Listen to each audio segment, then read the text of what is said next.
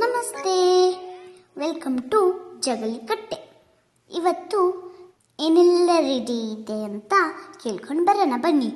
London Bridge is falling down, falling down, falling down. London Bridge is falling down. ಏ ಅಕ್ಕ, ಇದನ್ನ ಕೇಳಿದಾಗ ನಾವು ನೋಡಿದ ಹ್ಯಾಂಗಿಂಗ್ ಬ್ರಿಡ್ಜ್ ನೆನಪಾಗ್ತಾ ಇದೆ. ಚೆನ್ನಾಗಿತ್ತು ಅಲ್ವಾ?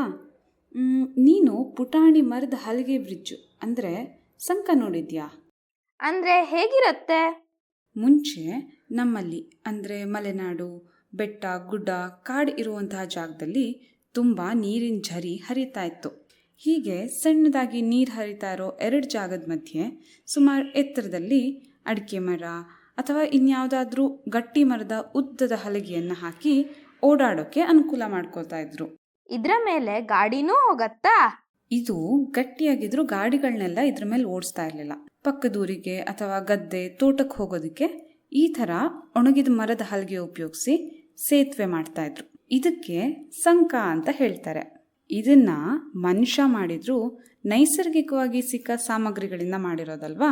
ಇದೇ ಥರ ಪೂರ್ತಿ ನೈಸರ್ಗಿಕವಾಗಿ ಆದ ಒಂದು ಕಲ್ಲಿನ ಸಂಕ ಇದೆ.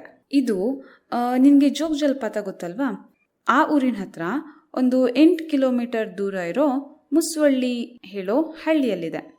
ಇದನ್ನ ಕಲ್ಲು ಸಂಕ ಅಂತ ಕರೀತಾರೆ. ವಾವ್, ಕಲ್ಲಿಂದ ಬ್ರಿಡ್ಜಾ? ಈ ಕಲ್ಲು ಸಂಕ ದಾಟಿದ್ರೆ ಒಂದು ದೇವಸ್ಥಾನ ಇದೆ, ಮತ್ತು ಹಾಗೆ ಸ್ವಲ್ಪ ಕಾಡುಗಳು. ಸಂಕವನ್ನು ಬಳಸಿ ಅಲ್ಲಿಗೆಲ್ಲ ಹೋಗ್ಬೋದು. ಇದು ಸುಮಾರು 30 ಫೀಟು ದೊಡ್ಡ ಇದೆ. ಜನರು, 2 ಚಕ್ರದ ಗಾಡಿಗಳು, ಪ್ರಾಣಿಗಳು ಇದ್ರ ಮೇಲೆ ಓಡಾಡುತ್ತೆ. ಈ ಸಂಕದ ಕೆಳಗಡೆ ಒಂದು ಸಣ್ಣ ನದಿ ಹರಿಯತ್ತೆ. ಈ ಥರ ನೈಸರ್ಗಿಕವಾಗಿ ಒಂದೇ ಕಲ್ಲಲ್ಲಿ ಆದ ಸಂಕ ಕೆಲವೇ ಕಲ್ವು ನಮಗೆ ನೋಡೋಕೆ ಸಿಗುತ್ತೆ. ಮುಂದಿನ ಸಲ ಆ ಕಡೆ ಹೋದರೆ ನೋಡೋಣ. ಮತ್ತೆ ಡಿಫ್ರೆಂಟ್ ಆಗಿರೋದು, ಸ್ಪೆಷಲ್ ಆಗಿರೋದು ಮತ್ತೆ ಯಾವ್ದಾದ್ರು ಬ್ರಿಡ್ಜ್ ಇದೆಯಾ? ಖಂಡಿತ ಹೋಗೋಣ. ಮತ್ತೊಂದು ವೈಶಿಷ್ಟ್ಯವಾದ ಒಂದು ಸೇತುವೆ ಇದೆ. ಇದನ್ನು ಜೀವಂತ ಮರದ ಬೇರುಗಳಿಂದ ಮಾಡಿದ್ದಾರೆ. ಇದನ್ನು ಲಿವಿಂಗ್ ರೂಟ್ ಬ್ರಿಡ್ಜ್ ಅಂತ ಕರೀತಾರೆ. ಇದು ಮೇಘಾಲಯದ ಚಿರಾಪುಂಜಿ, ಶಿಲಾಂಗ್ನಲ್ಲಿದೆ, ಗೊತ್ತಾ? ಬೇರುಗಳಿಂದ ಮಾಡ್ತಾರಾ? ಹೌದು. ಈ ಥರ ಮರದ ಬೇರುಗಳನ್ನ ಹೆಣೆದು ಮಾಡಿದ ಸೇತುವೆ ಭಾರತದ ಮೇಘಾಲಯದ ಕಡೆಗೆ ಸಾಮಾನ್ಯವಾಗಿ ನೋಡ್ಸಿಗುತ್ತೆ.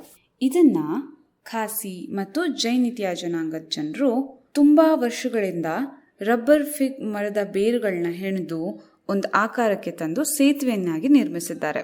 ಇದನ್ನು 1-2 ವರ್ಷಗಳಲ್ಲೆಲ್ಲ ನಿರ್ಮಿಸೋಕೆ ಸಾಧ್ಯವಿಲ್ಲ. ತುಂಬ ಹಳೆಯ ಕಾಲದಿಂದ ಮಾಡಿದ ಕೆಲಸ ಇದು. ಪ್ರತಿ ವರ್ಷ ಹೊಸ ಬೇರುಗಳನ್ನ ಚೆನ್ನಾಗಿ ಹೆಣೆದು ಮರಗಳನ್ನ ಬೆಳೆಯೋಕ್ಕೆ ಅವಕಾಶ ಮಾಡಿಕೊಡ್ತಾರೆ. ಹೀಗಾಗಿ ಈ ಬ್ರಿಡ್ಜ್ಗಳು ಅಂದರೆ ಸೇತುವೆಗಳು ಬಲಶಾಲಿಯಾಗಿರುತ್ತೆ.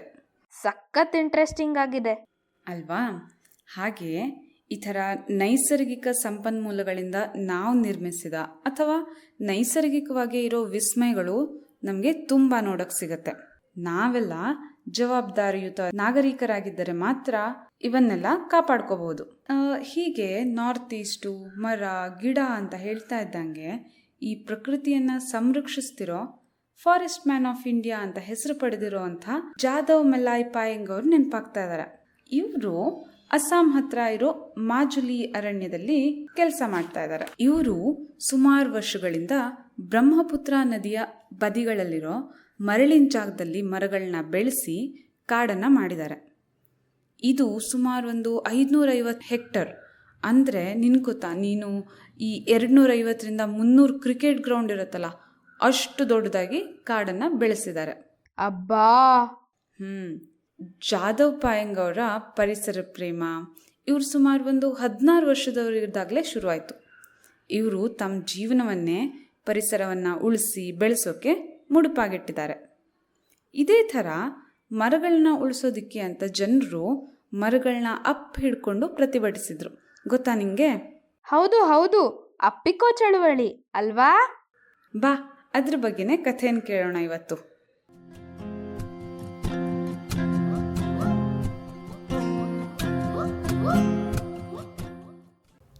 ದೀಚಿ ಅನ್ನೋ ಪುಟ್ಟ ಹುಡುಗಿ ಇದ್ಲು. ಶಾಲೆ ಮುಗಿದ ನಂತರ ಕುರಿಗಳನ್ನೆಲ್ಲ ಮೇಯ್ಸಕ್ಕೆ ಕರ್ಕೊಂಡು ಹೋಗೋದು ಅವಳ ಕೆಲಸ. ಆವತ್ತವಳು ಅವಳ 3 ತಮ್ಮಂದಿರ ಜೊತೆ ಕುರಿಗಳನ್ನ ಹೊಡ್ಕೊಂಡು ಹತ್ತಿರದ ಹುಲ್ಲುಗಾವಲಿಗೆ ಹೋದಳು. ಅಲ್ಲಿದ್ದ ಒಂದು ಎತ್ತರದ ಮರ ಹತ್ತಿ ಅವಳ ಢೋಲಕ್ಕಲ್ಲಿ ಧೂಮ್ ಧಡಾಕ ಧೂಮ್ ಧಡಾಕ ಧೂಮ್ ಧಡಾಕ ಧೂಮ್ ಅಂತ ಶಬ್ದ ಮಾಡ್ತಾ ಮಜಾ ಮಾಡ್ತಾ ಇದ್ಲು. ಅಷ್ಟೊತ್ತಿಗೆ ಅವರಪ್ಪ, ದೀಚಿ ಬಾ, ನಾವು ನದಿ ದಾಟಿ ಆಚೆ ಇರೋ ಅಜ್ಜಿ ಮನೆಗೆ ಹೋಗಬೇಕು, ಬೇಗ ಬಾ. ಹುಡುಗ್ರ, ನೀವು ಕುರಿಗಳನ್ನೆಲ್ಲ ಹುಷಾರಾಗಿ ಮನೆಗೆ ಕರ್ಕೊಂಡು ಬಂದುಬಿಡಿ ಅಂತ ಹೇಳಿ ದೀಚಿನ ಕರ್ಕೊಂಡು ಹೊರಟರು. ನದಿ ದಾಟೋ ಸಮಯ. ಅವ್ರ ಬಟ್ಟೆ ತೊಗೊಂಡಿದ್ದು ಊಟದ ಬುತ್ತಿ ಎಲ್ಲ ಕತ್ತೆಯ ಭುಜದ ಮೇಲೆ ಹೊರಿಸಿ ನದಿ ದಾಟ್ತಾ ಇದ್ರು. ಆಹಾ, ಥಂಡಿ ಥಂಡಿ ನೀರು. ಆ ಕಡೆ ಅಲ್ಲೇ ಅವಳು ಚಿಕ್ಕಪ್ಪ ಮೀನು ಹಿಡಿತಾ ಕೂತಿದ್ರು. ನೋಡ್ತಾ ನೋಡ್ತಾ ಇದ್ದಂಗೆ ಒಂದೇ ಸಲ ನೀರಿನ ರಭಸ ಜಾಸ್ತಿ ಆಗೋಯ್ತು. ಪ್ರವಾಹನೇ ಶುರುವಾಯಿತು. ದೀಚಿಯ ಕಾಲು ಅಲ್ಲೇ ಒಂದು ಕಲ್ಲಿನ ಕೆಳಗೆ ಸಿಕ್ಕಾಕೊಂಡು ಅವಳು ನೀರಲ್ಲಿ ಮುಳುಗ್ತಾ ಇದ್ಲು. ಅವಳಿಗೆ ಅವರ ಅಪ್ಪನೂ ಕಾಣಿಸ್ತಾ ಇಲ್ಲ. ಭಯ ಅವಳಿಗೆ. ತಕ್ಷಣ ಅವಳ ಚಿಕ್ಕಪ್ಪ ಬಂದು ಅವಳನ್ನು ಹೇಗೋ ಅಲ್ಲಿಂದ ಪಾರು ಮಾಡಿ ದಡಕ್ಕೆ ಕರೆತಂದರು. ಅವಳ ಚಿಕ್ಕಪ್ಪ ದೀಚಿ ಅಪ್ಪನನ್ನು ಹುಡ್ಕಕ್ಕೆ ಹೋಗ್ತಾರೆ. ಕೊನೆಗೂ ಸಿಗೋದೇ ಇಲ್ಲ. ಈ ಕಡೆ ದೀಚಿಗೆ ಕೋಪ, ಅಳು. ಅವಳಿಗೆ ಗೊತ್ತಿತ್ತು ಯಾವುದೋ ಕಂಪನಿಯವರು ಅವಳ ಊರಿನ ಎಲ್ಲ ಮರಗಳನ್ನ ಕಡಿತಾ ಇದ್ದಾರೆ. ಪ್ರವಾಹ, ಹಿಮಪಾತ, ಭೂಕುಸಿತಕ್ಕೆಲ್ಲ ಇದೇ ಕಾರಣ ಅಂತ ಅವಳಿಗೆ ಗೊತ್ತಿತ್ತು. ಜನ ಯಾಕೆ ಮರ ಕಡಿತಾರೆ? ಜನರಿಗೆ ಗೊತ್ತಾಗ್ತಾ ಇಲ್ವಾ ಇದರಿಂದೆಲ್ಲ ಏನೆಲ್ಲ ಆಗ್ತಾ ಇದೆ ಅಂತ? ಈ ಥರ ಪ್ರಶ್ನೆಗಳು ಅವಳನ್ನು ಪದೇ ಪದೇ ಕಾಡ್ತಾಯಿದ್ವು. ದೀಚಿ ಅವಳ ಮನೆ ಹತ್ತಿರ ಇರೋ ಮರಗಳನ್ನೆಲ್ಲ ಪ್ರೀತಿಯಿಂದ ಅಪ್ಕೊಂಡು, ನಾನು ಇಂಥರನೇ ಸ್ಟ್ರಾಂಗ್ ಆಗ್ತೀನಿ ಅಂತ ಮಾತಾಡ್ತಾ ಇರ್ತಿದ್ಲು. ಹೀಗೆ ಒಂದಿನ ಅವಳು ತನ್ನ ಢೋಲಕ್ನ ಜೊತೆ ಮರ ಹತ್ತಿ ಕೂತಿದ್ದಾಗ ಅವಳು ತಮ್ಮಂದ್ರು ಬಂದರು. ದೀಚಿ, ಅಕ್ಕ, ಅಲ್ಲೇನು ಮಾಡ್ತಿದ್ಯಾ? ಕೆಳಗೆ ಬಾ, ಎಲ್ಲ ಪಂಚಾಯತಿ ಕಟ್ಟೆ ಹತ್ರ ಮೀಟಿಂಗ್ ಸೇರಿದ್ದಾರೆ, ಬೇಗ ಬಾ ಅಂದರು. ದೀಚಿನೂ ಕೆಳಗಿಳಿದು ಓಡಿದ್ಲು. ಅಲ್ಲಿ ಹೋಗೋ ಅಷ್ಟರಲ್ಲಿ ಗೌರಿ ಆಂಟಿ ಹೇಳ್ತಾ ಇರೋದನ್ನೆಲ್ಲ ಕೇಳಿದ್ಲು. ನಾವೇನು ಓದು ಬರಹ ಕಲ್ತಿಲ್ಲದೆ ಇರಬಹುದು, ಹಾಗಂತ ನಾವು ದಡ್ರಲ್ಲ. ನಾವು ನಮ್ಮ ಆಸ್ತಿಯಾದ ಈ ಮರಗಳನ್ನು ಹರಾಜು ಹಾಕೋಕೆ ಬಿಡಲ್ಲ. ಕೊಡ್ಲಿ ತೊಗೊಂಡು ಬರಲಿ ಆ ಜನ, ನಾವು ಹೆದರಲ್ಲ. ನಾವು ಬರೀ ಮರವನ್ನು ಅಪ್ಪಿಕೊಂಡು ನಿಲ್ತೇವಷ್ಟೆ. ಇಡೀ ಊರಿನ ಜನ ಇದಕ್ಕೆ ಹೌದು ಹೌದು, ಈ ಮರಗಳನ್ನು ಕಡಿಯೋಕೆ ಬಿಡಲ್ಲ ಅಂತ ಹೇಳಿ ಜೋರಾಗಿ ಕಾಡು ಉಳಿಸಿ, ನಾಡು ಬೆಳೆಸಿ, ಹಸಿರೇ ಉಸಿರು ಅಂತ ಕೂಗೋಕೆ ಶುರು ಮಾಡಿದರು. ಈ ಕಡೆ ದೀಚಿ ಸಹ ತನ್ನ ಢೋಲಕ್ನಲ್ಲಿ ಧೂಮ್ ಧಡಾಕ ಧೂಮ್ ಧಡಾಕ ಧೂಮ್ ಧಡಾಕ ಧೂಮ್ ಅಂತ ಶಬ್ದ ಮಾಡಿದ ಕೂಡಲೇ ಮಕ್ಕಳೆಲ್ಲ ಅವಳ ಹಿಂದೆ ಬಂದರು. ಎಲ್ಲರೂ ಸಹ ಹಸಿರೇ ಉಸಿರು, ಕಾಡು ಬೆಳೆಸಿ, ನಾಡು ಉಳಿಸಿ ಅಂತ ಕೂಗ್ತಾ ಕಾಡಿನ ಕಡೆ ಹೆಜ್ಜೆ ಹಾಕಿದರು. ಊರಿನ ಜನರು, ಮಕ್ಕಳು ಎಲ್ಲ ಸೇರಿದ ಕಾರಣ ಮರ ಕಡಿಯೋಕೆ ಅಂತ ಬಂದಿದ್ದ ಚಂದ್ರು ಕಾಂಟ್ರಾಕ್ಟರು ಮತ್ತು ಅವನ ಕೆಲಸಗಾರರು ಹೆದರ್ಕೊಂಡು ಹಾಗೆ ವಾಪಸ್ ಹೊರಟೋದ್ರು. ಮರುದಿನ ಸಂಜೆ ವೇಳೆ ದೀಚಿ ಕುರಿಗಳನ್ನೆಲ್ಲ ಕರ್ಕೊಂಡು ಹೋಗಿದ್ಲು. ಸೂರ್ಯ ಮುಳುಗೋ ಸಮಯ. ದೀಚಿ ತನ್ನ ಪ್ರೀತಿಯ ಮರಗಳನ್ನ ಅಪ್ಕೊಂಡು, ನಿಮ್ಗಳನ್ನ ಯಾರೂ ಮುಟ್ಟದೇ ಇರೋ ಥರ ನಾನು ನೋಡ್ಕೋತೀನಿ ಅಂತ ಹೇಳ್ತಾ ಇರಬೇಕಾದ್ರೇ ಅಲ್ಲೇ ದೂರದಲ್ಲಿ ಯಾವುದೋ ವಾಹನ ನಿಂತ ಶಬ್ದ ಆಯಿತು. ದೀಚಿ ಹೀಗೆ ಕಣ್ಣು ಸಣ್ಣಗೆ ಮಾಡಿಕೊಂಡು ಯಾರಿರ್ಬೋದು ಅಂತ ನೋಡ್ತಾಳೆ. ನೋಡಿದರೆ ಮತ್ತೆ ಅದೇ ಜನ ಕೊಡ್ಲಿ ಹಿಡ್ಕೊಂಡು ನಿಧಾನಕ್ಕೆ ಕಾಡಿನ ಕಡೆ ಹೆಜ್ಜೆ ಹಾಕ್ತಾ ಇದ್ದಾರೆ. ದೀಚಿ ಇದನ್ನು ನೋಡಿದ್ದೇ ತಡ ಒಂದೇ ಉಸಿರಲ್ಲಿ ಮನೆ ಕಡೆ ಓಡಿದ್ಲು.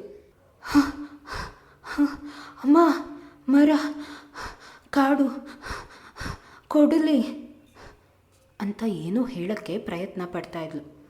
ಅವರಮ್ಮ ದೀಚಿನ ಸುಧಾರಿಸ್ತಾ ಒಂದು ಲೋಟ ನೀರನ್ನು ಕುಡಿಯೋಕ್ಕೆ ಕೊಟ್ಟರು. ದೀಚಿ ಸುಧಾರಿಸ್ಕೊಂಡ್ಮೇಲೆ ವಿಷಯ ಎಲ್ಲ ಅವರಮ್ಮಂಗೆ ತಿಳಿಸಿದ್ಲು.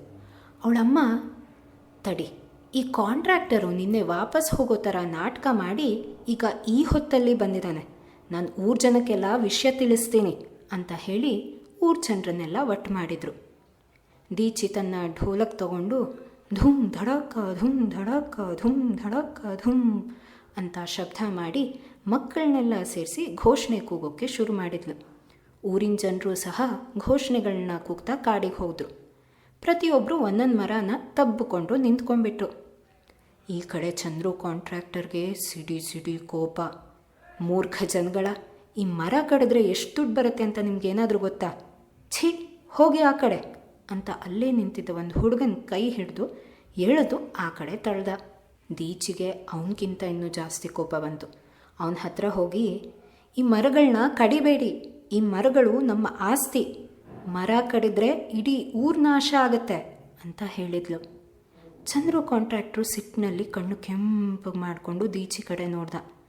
ದೀಚಿ ಢೋಲಕ್ಕಲ್ಲಿ ಧುಮ್ ಧಡಕ ಧುಮ್ ಧಡಕ ಧುಮ್ ಧಡಕ ಧುಮ್ ಅಂತ ಶಬ್ದ ಮಾಡ್ತಾ, ಹಸಿರೇ ಉಸಿರು, ಕಾಡು ಬೆಳೆಸಿ ನಾಡು ಉಳಿಸಿ ಅಂತ ಕೂಗೋಕ್ಕೆ ಶುರು ಮಾಡಿದ್ಲು. ಊರಿನ ಜನನೂ ಇದಕ್ಕೆ ಧ್ವನಿಗೂಡಿಸಿದ್ರು. ಈ ಸಲ ಚಂದ್ರು ಕಾಂಟ್ರಾಕ್ಟರ್ಗೆ ಗೊತ್ತಾಯಿತು, ಈ ಜನ ಮರ ಮುಟ್ಟೋಕ್ಕೂ ಬಿಡಲ್ಲ ಅಂತ. ಕೋಪದಲ್ಲೇ ತನ್ನ ಕೆಲಸಗಾರರನ್ನು ಅಲ್ಲಿಂದ ಹೊರಡೋಕ್ಕೆ ಆದೇಶ ಕೊಟ್ಟ. ಈ ಕಡೆ ಊರಿನ ಜನರು, ನಾವು ಗೆದ್ವಿ, ನಮ್ಮ ಒಗ್ಗಟ್ಟು ಮರಗಳನ್ನು ನಮ್ಮ ಊರನ್ನ ಉಳಿಸ್ತು ಅಂತ ಹೇಳಿ ಖುಷಿಯಿಂದ ಚಪ್ಪಾಳೆ ತಟ್ಟಿ ಕೇಕೆ ಹಾಕಿ ಕೈ ಹಿಡ್ಕೊಂಡು ಸುತ್ತ ಸರ್ಕಲ್ ಮಾಡಿ ತಮ್ಮ ಗೆಲುವನ್ನು ಎಂಜಾಯ್ ಮಾಡ್ತಾಯಿದ್ರು. ಆ ವೃತ್ತದ ಮಧ್ಯದಲ್ಲಿ ದೀಚಿ ತನ್ನ ಢೋಲಕ್ನಲ್ಲಿ ಏನು ಶಬ್ದ ಮಾಡ್ತಾಯಿದ್ಲು ಹೇಳಿ? ಎಸ್, ಧೂಮ್ ಧಡಕ ಧೂಮ್ ಧಡಕ ಧೂಮ್ ಧಡಕ ಧೂಮ್. ಇದು ದೀಚಿ ಹಾಗೂ ಅವಳಿಗೆ ಮರಗಳ ಮೇಲಿದ್ದ ಪ್ರೀತಿಯ ಕಥೆ.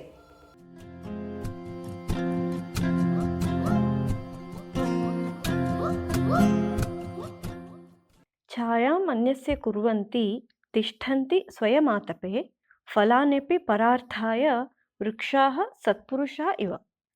ತಾವು ಸ್ವತಃ ಬಿಸಿಲಿನ ಬೇಗೆಯಲ್ಲಿ ನಿಂತು ಇತರರಿಗೆ ತಂಪಾದ ನೆರಳನ್ನು ನೀಡುವುದಲ್ಲದೆ ಪರೋಪಕಾರಕ್ಕಾಗಿಯೇ ಹಣ್ಣುಗಳನ್ನು ಕೊಡುವ ಮರಗಳು ಸಜ್ಜನರಂತೆ ಇವೆ. ಅಂದರೆ ಮರಗಳಿಂದ ಎಷ್ಟೊಂದು ಪ್ರಯೋಜನ ಇದೆ ಅನ್ನೋದು ಈ ಸುಭಾಷಿತದಿಂದ ತಿಳಿಯುತ್ತೆ.